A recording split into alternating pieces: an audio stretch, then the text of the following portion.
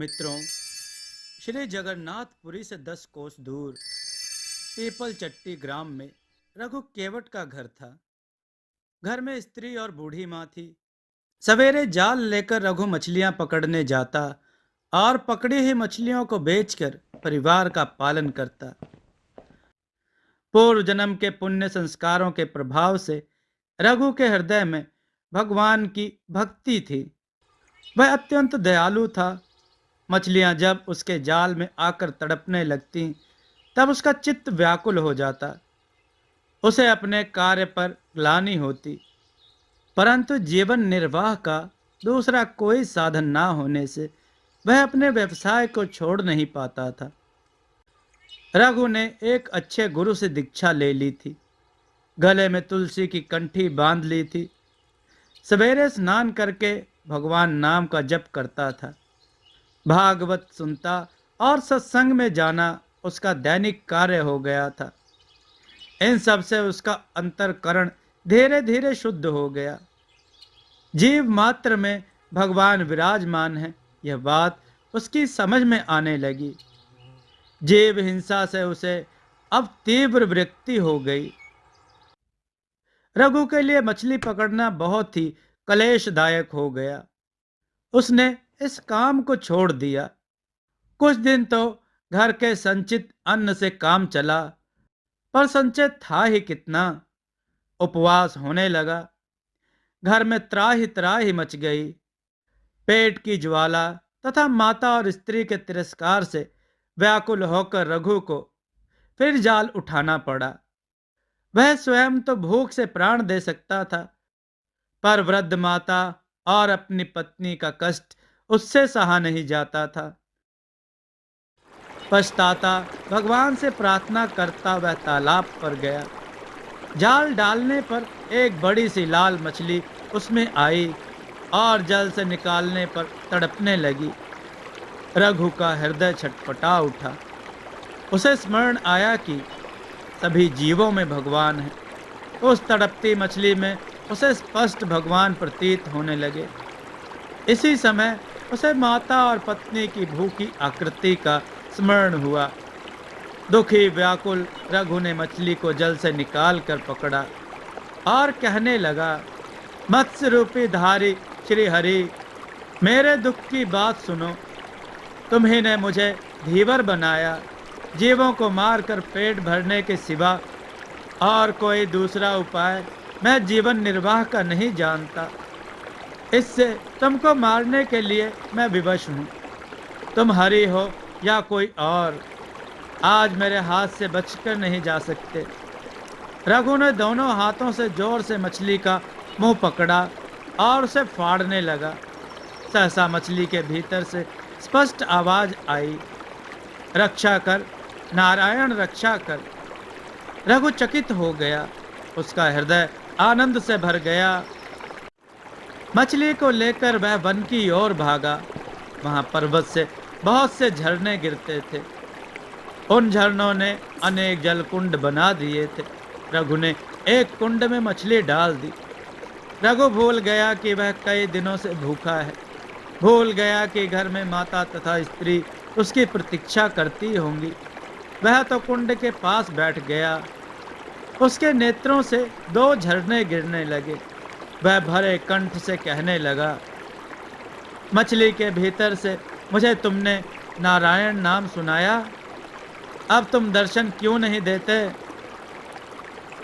तुम्हारा स्वर इतना मधुर है तो तुम्हारी छवि कितनी सुंदर होगी।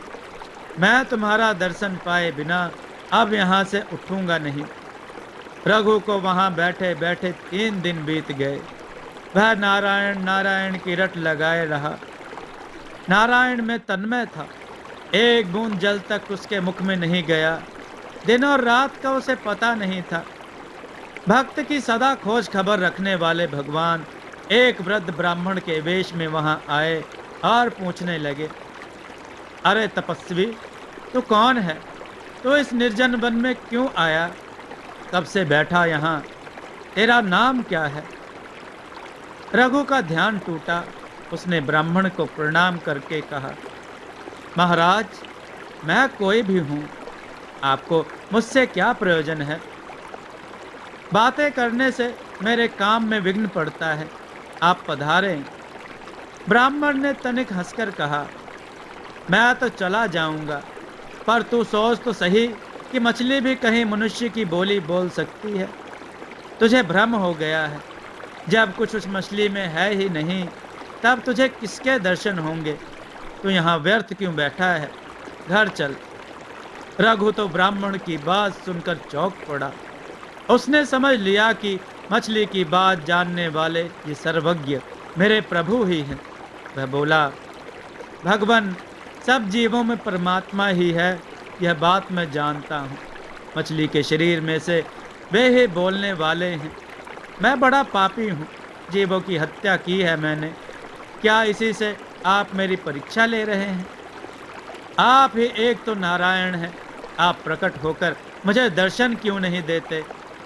मुझे क्यों तरसा रहे हैं नाथ? कि प्रेम भरी प्रार्थना सुनकर कृपा सागर प्रभु अपने दिव्य चतुर्भुज रूप से प्रकट हो गए। रघु तो एक टक देखता रह गया उस लावण्य राशि को। वह आंसू बहाता हुआ प्रभु के चरणों में लौटने लगा। भगवान ने उसे भक्ति का आशीर्वाद देकर और भी वर मांगने को कहा। रघु ने हाथ जोड़कर कहा, प्रभु, आपके दर्शन हो गए और आपने भजन का आशीर्वाद दे दिया, फिर अब मांगने को क्या रहा? परंतु आपकी आज्ञा है तो मैं एक छोटी वस्तु मांगता हूँ। जाति से धीवर हूँ। मछली मारना मेरा पैतृक स्वभाव है। मैं यदि वरदान मांगता हूँ कि मेरा यह स्वभाव छूट जाए, पेट के लिए भी मैं कभी हिंसा ना करूं, अंत समय में मेरी जीभ आपका नाम रटती रहे और आपका दर्शन करते हुए मेरे प्राण निकलें। भगवान ने रघु के मस्तक पर हाथ रखकर तथास्तु कहा और अंतर्ध्यान हो गए। भगवान का दर्शन पाकर रघु संपूर्ण बदल गया। वह भगवान नाम कीर्तन करता हुआ घर पर आया। गांव के लोगों ने उसे धिक्कारा कि माता और स्त्री को निराधार छोड़कर वह भाग गया था। दया करके गांव के जमींदार ने बेचारी स्त्रियों के लिए अन्न का प्रबंध कर दिया। रघु ने इसे भगवान की दया ही मानी। यदि वह घर पर रहता तो जमींदार या कोई भी एक छटाक अन्न देने वाला नहीं था। अब वह प्रातः शौच स्नान आदि से निवृत्त होकर भगवान का भजन करता और फिर कीर्तन करता हुआ गांव में घूमता। बिना मांगे ही लोग उसे बुलाकर अनेक पदार्थ देते थे। इस प्रकार अनायास उसका तथा परिवार का पालन पोषण होने लगा। उसकी माता तथा स्त्री भी अब भजन में लग गई। रघु अब भजन के प्रभाव से पूरा साधु हो गया। दिन रात उसका मन भगवान में लगा रहता था। वह नाम कीर्तन करते करते बेसुध हो जाता था। अब रघु की स्थिति ऐसी हो गई कि उनके मुख से जो निकल जाता वही सत्य हो जाता। वे वचन सिद्ध महात्मा माने जाने लगे। दूर दूर से नाना प्रकार की कामना वाले स्त्री पुरुषों की भीड़ आने लगी। रघु इस प्रपंच से घबरा गए। मान प्रतिष्ठा उन्हें विष की तरह लगती थी। घर छोड़कर वे अब निर्जन वन में रहने लगे और चौबीसों घंटे केवल भजन में ही बिताने लगे। एक दिन रघु को लगा कि मानो नीलांचल नाथ श्री जगन्नाथ जी उनसे भोजन मांग रहे हैं। इससे उन्हें बड़ा आनंद हुआ। भोजन सामग्री लेकर उन्होंने कुटिया का द्वार बंद कर लिया। भक्त के बुलाते ही भाव के भूखे श्री जगन्नाथ प्रकट हो गए और रघु के हाथों से भोजन करने लगे। उधर उसी समय नीलांचल में श्री जगन्नाथ जी के भोज मंडप में पुजारी जी ने नाना प्रकार के पकवान सजाए थे। श्री जगन्नाथ जी के मंदिर से भोग मंडप अलग है। भोग मंडप में एक दर्पण लगा है। उस दर्पण में जगन्नाथ जी के श्री विग्रह को जो प्रतिबिंब पड़ता है उसी को नैवेद्य चढ़ाया जाता है। सब सामग्री आ जाने पर पुजारी जब भोग लगाने गए तब उन्होंने देखा कि दर्पण में प्रतिबिंब तो पड़ता ही नहीं। दर्पण जहां का तहां था। बीच में कोई आड़ भी नहीं थी, पर प्रतिबिंब नहीं पड़ रहा था। घबरा कर वह राजा के पास गया। उन्होंने राजा से कहा, महाराज, नैवेद्य में कुछ दोष होना चाहिए। श्री जगन्नाथ स्वामी उसे स्वीकार नहीं कर रहे। अब क्या किया जाए? श्रद्धालु राजा ने स्वयं देखा कि दर्पण में प्रभु का प्रतिबिंब नहीं पड़ता। उन्हें बड़ा दुख हुआ। वे कहने लगे, पता नहीं मुझसे क्या अपराध हो गया कि मेरी सामग्री से अर्पित भोग प्रभु स्वीकार नहीं करते। मुझसे कोई अपराध हुआ हो तो प्रायश्चित करने को मैं तैयार हूं। राजा प्रार्थना करते हुए दुखी होकर भगवान के गरुड़ ध्वज के पास जाकर भूमि पर ही लेट गए। भगवान की लीला से लेटते ही उन्हें तंद्रा आ गई। उन्होंने स्वप्न में देखा कि प्रभु कहाँ रह रहे हैं। राजा, तेरा कोई अपराध नहीं, तू दुखी मत हो। मैं नीलांचल में था ही नहीं, तब प्रतिबिंब किसका पड़ता? मैं तो इस समय पीपल चट्टी ग्राम में अपने भक्त रघु केवट की झोपड़ी में बैठा उसके हाथ से भोजन कर रहा हूं। वह जब तक नहीं छोड़ता, मैं यहां आकर तेरा नैवेद्य कैसे स्वीकार कर सकता हूं?